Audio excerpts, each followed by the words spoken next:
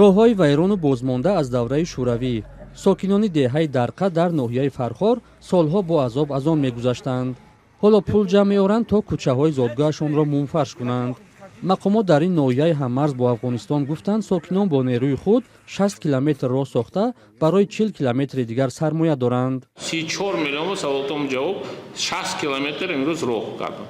мардум 34 миллион яксои дусем не мардум худа ҷамъ кард.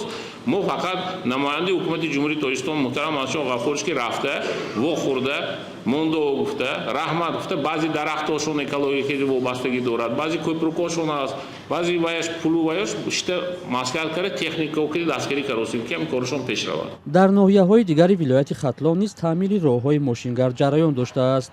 ба иттилои расмӣ то моҳи январи имсол дар ин минтақа 728 километр роҳ мунфарш шудааст ки харҷи 628 километри онро соҳибкорон доданд.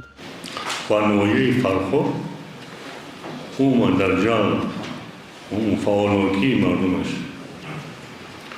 дар роҳсозӣ ҳам вақт пешсаф буд. асосан аз ноҳияи Фархор оғоз шуд. ҳамадонӣ, Данғара се ноҳияе ки ҳам вақт пешсаф буданд. раиси вилояти Хатлон гуфт, мардум ҳангоми бозсозии роҳҳо аз нарасидани техника азият мекашанд ва ин масъаларо бо вазорати нақлиёт дар миён гузоштанд.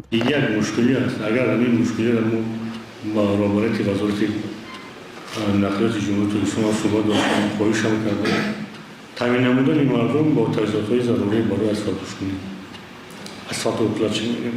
агар ҳамин мо мардумро таъмин кунем сари вақт ин нишониёнда дучар мешавад. имрӯз мардум ба кӯли дигар шуда дар самти корҳои ободонӣ тамоми мардум мусобиқа байни деҳа ба деҳа рафта истодааст. аксари роҳҳои мошингарди Тоҷикистон ки дар давраи шӯравӣ сохта шуданд, кӯҳнаву фарсуда ҳастанд ва барои таъмири ҳарсулаи онҳо миллионҳо доллар зарур аст. баъзе аз онҳо ба мисли роҳи Ашт Хуҷанд ба далели худкифо намудани буҷаи ноҳия то ҳол таъмири куллиро надиданд.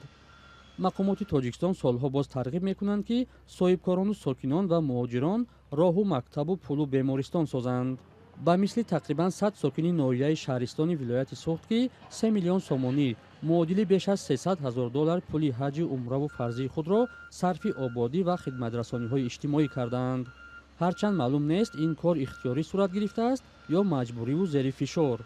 норозиён дар хориҷа низ ҳукуматро танқид мекунанд ки пули буҷаро бештар дар чорабиниҳои пурдабдаба сарф карда аз шахсони хайрхоҳ мехоҳад ки вайронаҳои маҳалли зисташонро дуруст кунанд.